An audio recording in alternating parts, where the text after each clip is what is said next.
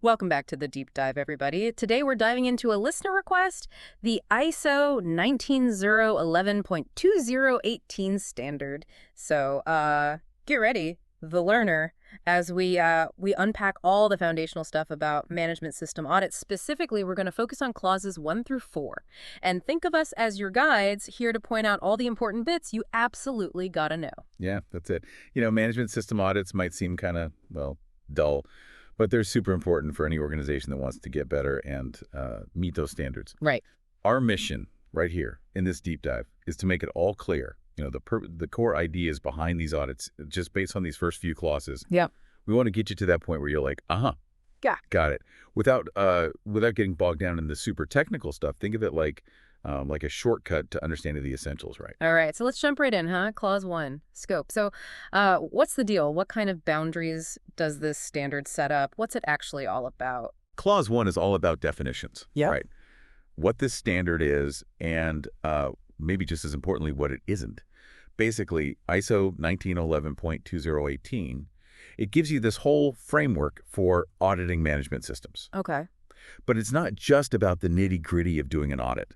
It goes deeper than that. It lays down the ground rules, the principles that every audit should follow. It shows you how to manage a whole audit program, which is, think about it, it's like overseeing a bunch of audits, right? Yeah. And then it explains the whole process of how to conduct these audits step by step. So it's more than just a checklist for auditors. It's a lot bigger than that. Yeah, exactly. It's a much bigger picture kind of thing. And it even covers the people involved, Like the standard has guidance on how to figure out if the people running the audit program, the auditors themselves, the whole audit team, if they're actually qualified, if they have the skills to do the job right. Makes sense to me. You definitely want qualified people to make sure the audit means something, right? So who's this standard really for? Is it just for these massive companies, the ones with tons of people just working on compliance stuff? Not at all. Clause 1 is pretty clear about that. This guidance, it's designed for everyone. Doesn't matter how big or small your organization is, how complicated it is, or what industry you're in. If you need to plan and run internal audits, like maybe as a way to regularly check your own processes, make sure things are running smoothly, or if you're involved in external audits, whether you're auditing your suppliers or someone's auditing you, like a customer or regulator, then this standard is for you. And it even applies if you're managing a whole audit program with a whole bunch of different audits going on. So even a small startup, they're just starting out, but they're trying to get their quality stuff figured out. They could still find this useful. Absolutely, yeah. And here's something interesting.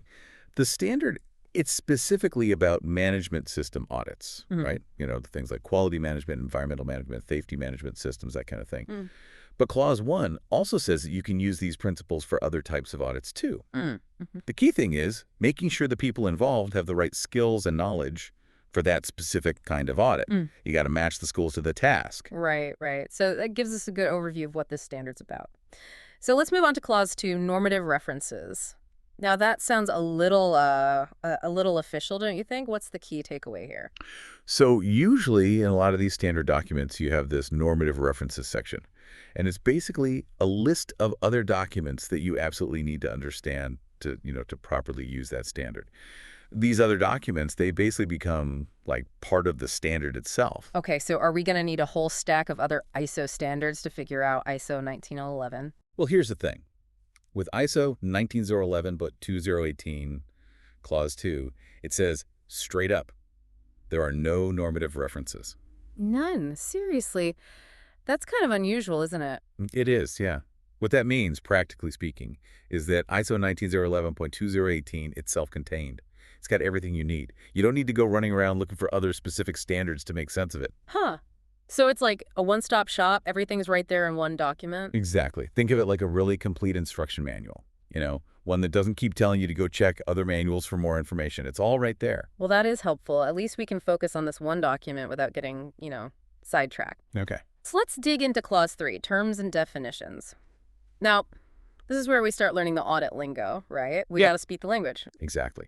Clause 3 is super important because it sets up a common language for anyone who's involved in or even affected by management system audits. Being crystal clear on these terms, it's absolutely essential. You got to avoid misunderstandings, make sure everyone's on the same page. It's like laying the foundation for a clear and productive conversation about auditing. All right, so let's start with the most basic term then, audit. How does ISO 19011 define what an audit actually is? All right, so according to this standard, an audit is a systematic, independent, and documented process for obtaining objective evidence and evaluating it objectively to determine the extent to which audit criteria are fulfilled. Okay, whoa, that's a mouthful. Let's break that down a bit. Systematic, that means it's planned, organized, right? Right. And documented. That means there's a record of what happened during the audit and what they found. What about independent? Why is that so important? Independent is really crucial, because it affects the credibility of the whole audit. It means that whoever is doing the audit has to be impartial, no bias, no one influencing them. And then you have objective evidence, which we'll get into more detail later. But basically, it means information that can be verified. It's based on facts. Okay. And then how that evidence is evaluated, Mm-hmm. that has to be objective too. It can't be based on someone's personal opinions or feelings or whatever. It has to be based on the facts, the evidence. And the whole point of this is to see if the audit criteria, which are basically the requirements you're checking against, if they've been met or not. Gotcha. So are there different types audits? Yeah, there are. There's a couple of notes that go along with this definition, and they explain the different types. So note 1 talks about internal audits. Yeah. Sometimes they call those first-party audits. And these are audits that are done by or on behalf of the organization itself. Like when a company audits its own departments or its own processes. Right. And then note 2, that explains external audits. And those include second-party audits, which are the ones conducted by interested parties, like your customers or your suppliers. And then there are third-party audits. Those are done by independent organizations, like certification bodies or government agencies, those guys. Knowing the difference between these types is really important because it helps you understand the context and the whole purpose of each audit. Yeah, that makes sense. It's like different tools for different jobs, right? Okay, so what about a combined audit? What's the difference between that and a regular audit? A combined audit is when you audit one organization, they call that the auditee, and you're looking at 2 or more of their management systems all at the same time. Like, say an organization has a quality management system, maybe they're following ISO 9001, and they also have an environmental management system like ISO 14001. A combined audit would check both of those systems at the same time. It's usually done to save time and resources. Ah, so it's like bundling them together. Makes sense if a company has multiple management systems going on. Is there a difference between that and an integrated management system? Yeah, there is. The note under combined audit explains that. An integrated management system means that the organization has taken several different management systems and merged them into one big system. So instead of having separate systems for quality, environment, safety, whatever, they've got one system that covers everything. So it's all connected. Exactly. Yeah. Weird. I mean, you do a combined audit, you're looking at this one big integrated system. Gotcha. So what about a joint audit? That sounds kind of like a combined audit, but maybe with different people doing it. You got it. A joint audit also happens at one organization, the auditee. But the difference is it's done by 2 or more different auditing organizations who decided to team up for the audit.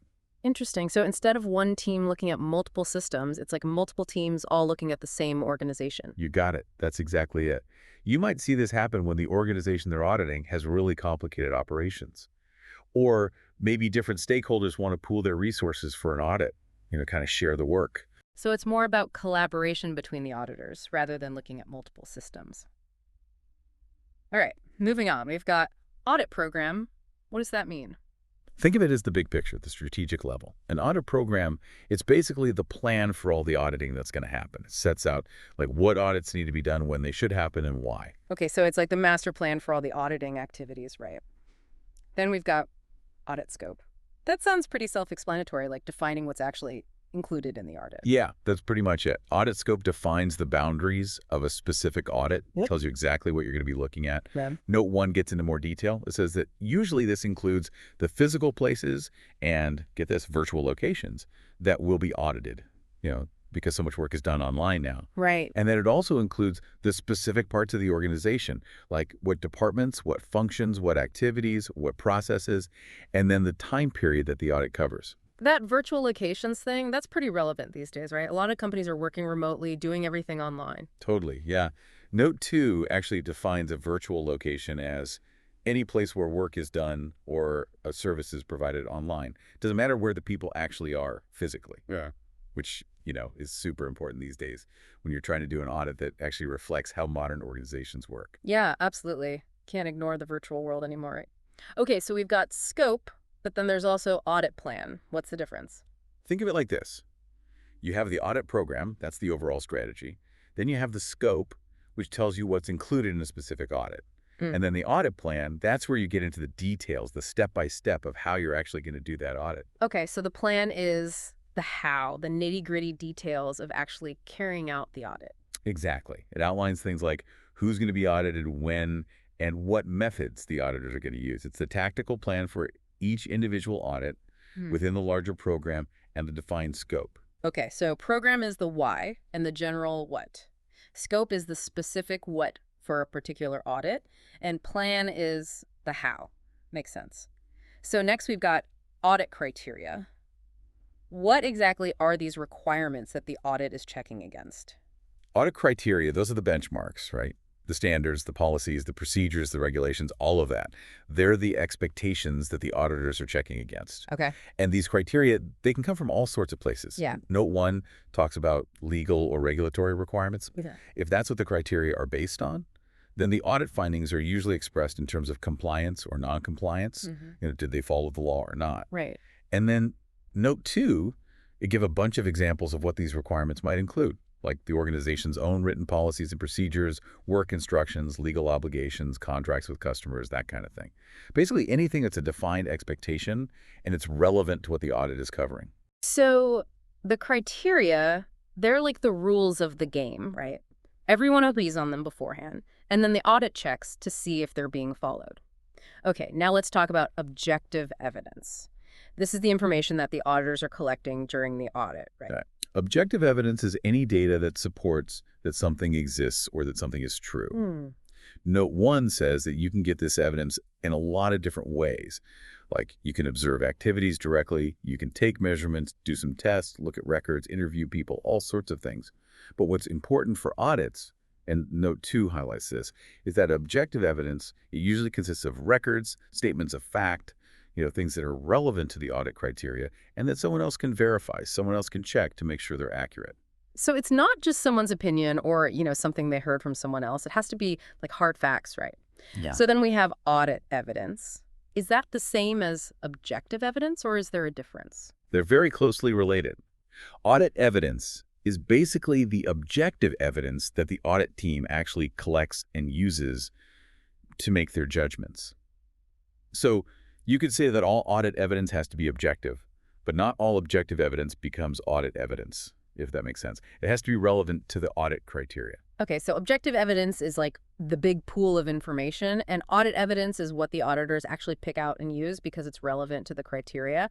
And then after that, we have audit findings. So those are the actual results of the audit, right? Exactly. Audit findings are what you get when you compare the evidence that you collected to the audit criteria. Okay. Note 1 tells us that these findings will tell you if there's conformity, meaning they met the requirements, or nonconformity, meaning, nope, they didn't meet the requirements. Right, but it's more than just pass or fail, right? These findings, they can show you other things too.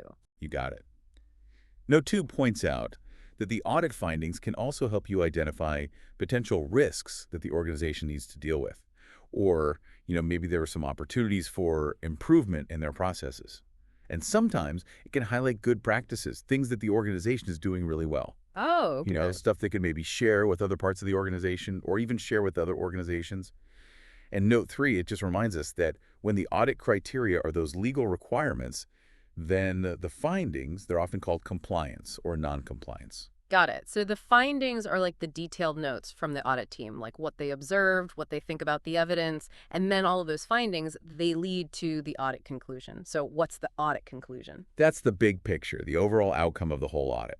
It's basically the audit team's judgment on how well the auditee did, how well they met the criteria. So it's like the final verdict, right? Like the findings are the individual pieces of evidence, and the conclusion is the judge's decision based on all that evidence. Okay, so now let's talk about the people involved in the audit. We've got the audit client. Who's that? The audit client is the one who asks for the audit. They're the ones who initiate the whole thing. Okay. Now, note 1 gives us some more context here. For internal audits, the client could be the auditee themselves.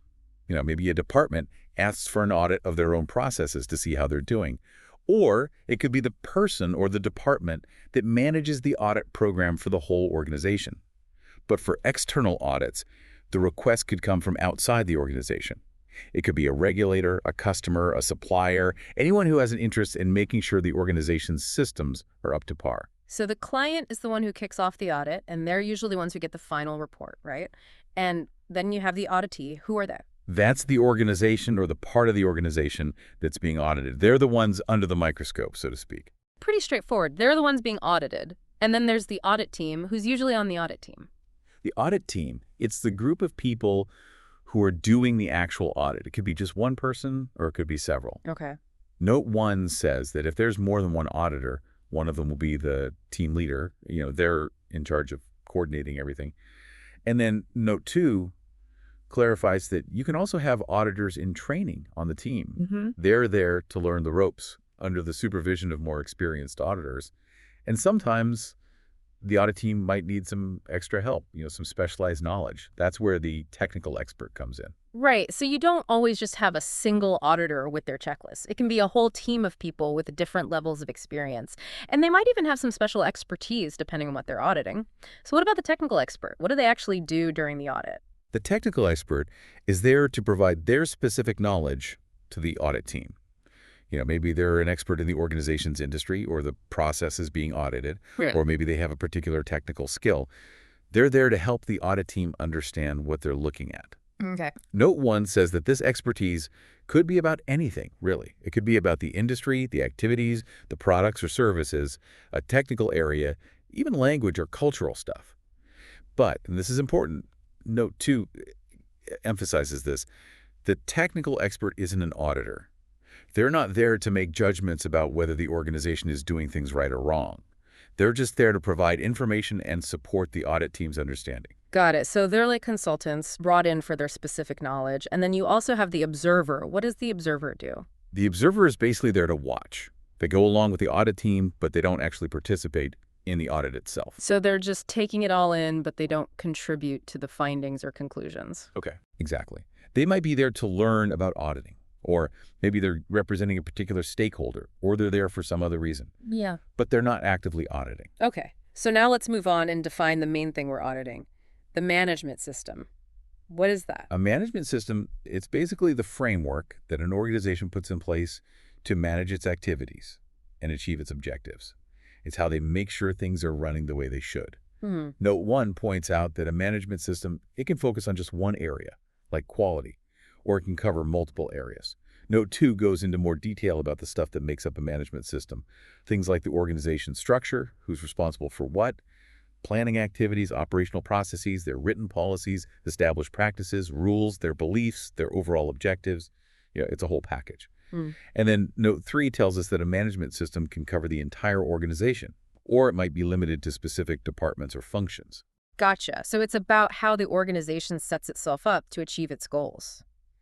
Now, this next one is interesting. We have a definition for risk. And risk is a concept that seems to be popping up more and more in these management system standards, right? Absolutely. It's becoming more and more important. Yeah. And ISO 19011 defines risk as the effect of uncertainty. The effect of uncertainty. What does that even mean? Well, Note 1 explains that an effect can be positive or negative. It could be something good that happens or something bad, basically. Okay.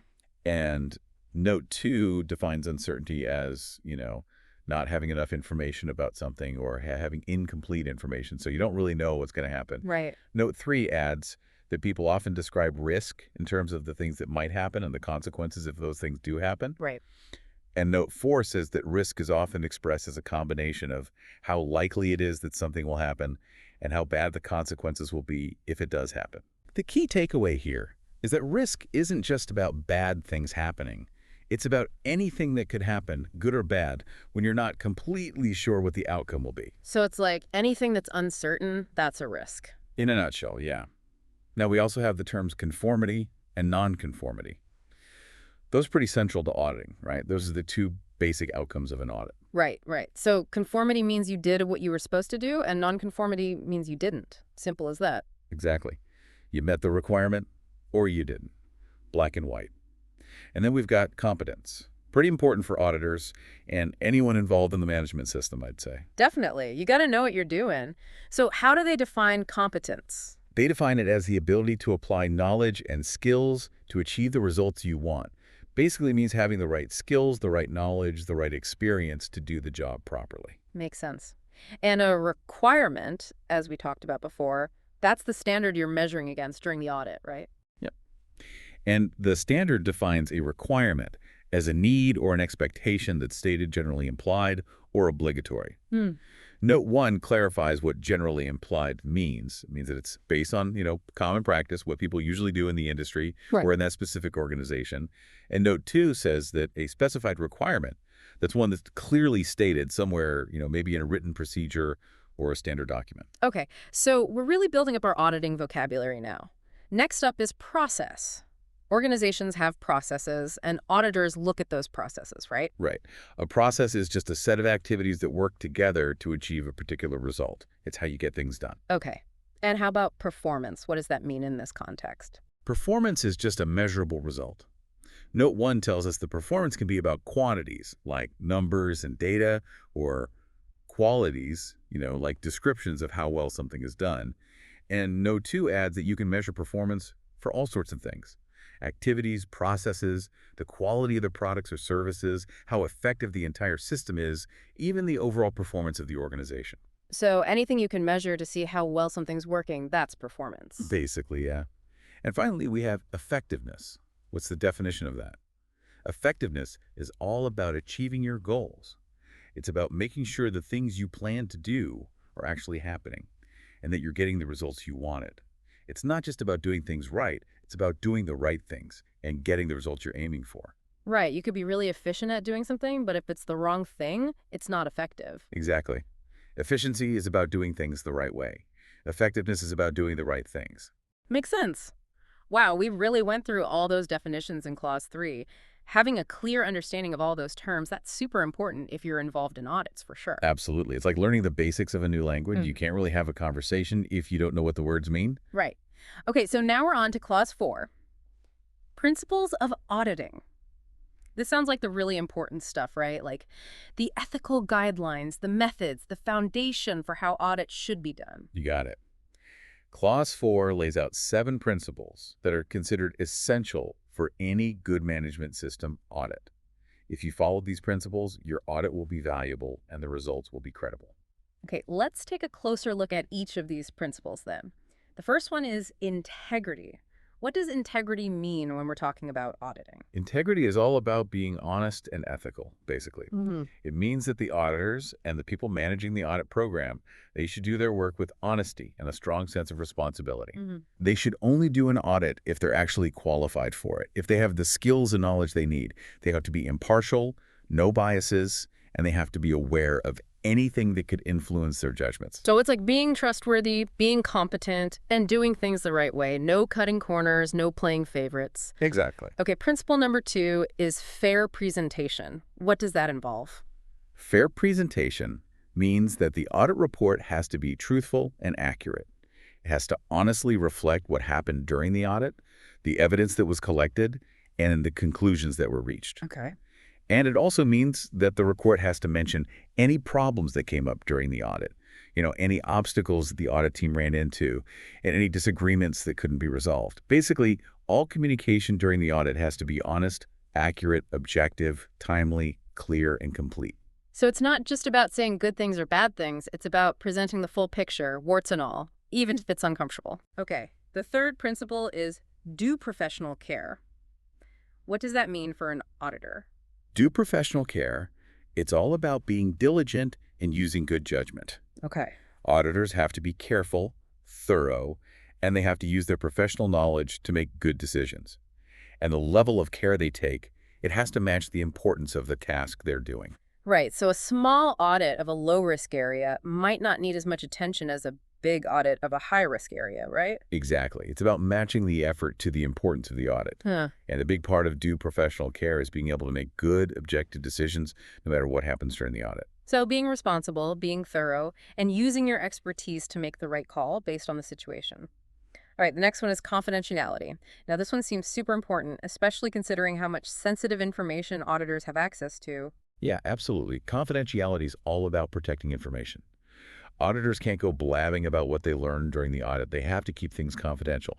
And they can't use that information for their own personal gain or to harm the organization they audited. So it's about respecting the organization's privacy and protecting their information. Okay, principle number 5 is independence. Now, how do you maintain independence during an audit, especially if it's an internal audit within the same organization? Independence is really important because it's the basis for being impartial and objective. Yeah. So auditors, they should try to be as independent as possible from the activity they're auditing. And they always have to act without any bias or conflict of interest. Right. Now, with internal audits, you can't always be completely separate from the organization. But auditors should still be independent from the specific department or function they're auditing as much as they can. Okay. They have to stay objective throughout the whole audit, so their findings and conclusions are only based on the evidence, not on personal relationships or opinions. Makes sense. Now, the standard does recognize that being totally independent, it can be tough, especially for smaller organizations. Yeah. But it stresses that it's still important to try and minimize any threats to independence and to stay objective. So even if you can't be completely separate, you still have to try your best to be as objective as possible. Okay, the 6th principle is evidence-based approach. So what does that mean? How does that guide the audit process? This principle is all about making sure that the audit conclusions are based on facts, on real evidence, and not just on assumptions or guesses. Right. And this approach, it makes the audit findings more reliable. Now, audits, they usually have time limits, and they don't have unlimited resources.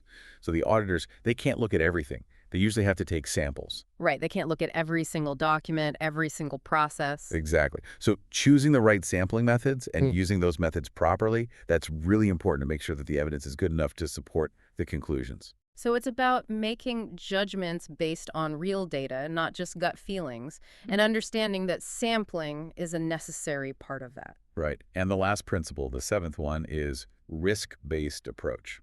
Now, this one's a bit newer, right? Yeah, I think it was added in the 2018 version of the standard, wasn't it? You got it. The risk-based approach, it basically means that you have to think about risks and opportunities throughout the whole audit process, from planning to reporting. Okay. The idea is to make sure that the audit focuses on the stuff that really matters, the stuff that could have the biggest impact on the organization. So by looking at risks, auditors can prioritize their work and spend more time on the areas where things are more likely to go wrong or where there's a bigger chance for improvement. So it's about making sure the audit is as useful as possible, that it's focused on the areas where it can make the biggest difference. That seems like a pretty important shift in how audits are done. It is, yeah. It's a big shift. It helps move audits away from just being about checking boxes, just making sure everyone's following the rules. And it makes them more strategic, more focused on helping the organization get better. Okay, so there you have it, the learner. We just went through the first 4 clauses of ISO 19011.2018. We talked about what the standard covers, the fact that it's self-contained, we learned a whole bunch of new terms, and we went over the 7 key principles of auditing.